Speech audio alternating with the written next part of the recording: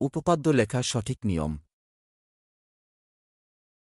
জ্যামিতির একটি গুরুত্বপূর্ণ অংশ উপপাদ্য, কিন্তু বেশিরভাগ শিক্ষার্থীরাই না বুঝে উপপাদ্য লেখার নিয়ম মুখস্থ করে ফেলে। পরে দেখা যায় পরীক্ষার প্রশ্ন একটু ঘুরিয়ে প্রশ্ন হলে তারা আর পারে না। তাই এবার আমরা শিখব ধাপে ধাপে উপপাদ্য লেখার নিয়ম। সাধারণ নির্বাচন লেখার মধ্য দিয়ে উপপাদ্য লেখা শুরু করতে হবে। এক্ষেত্রে সাধারণ বানানের দিকে সতর্ক থাকতে হবে। সাধারণ লিখতে ন ব্যবহার করতে হবে, না ব্যবহার করা যাবে না।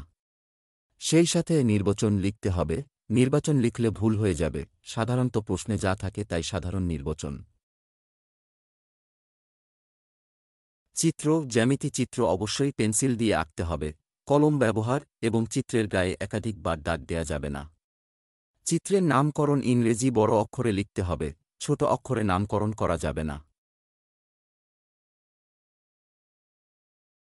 বিশেষ নির্বাচন লেখার আগে চিত্র আঁকতে হবে। বিশেষ নির্বাচনের পরে চিত্র দেয়া যাবে না। বিশেষ নির্বাচন লিখতে গিয়ে নির্বাচন লেখা যাবে না। বিশেষ নির্বাচনে অবশ্যই চিত্রের বর্ণনা দিতে হবে।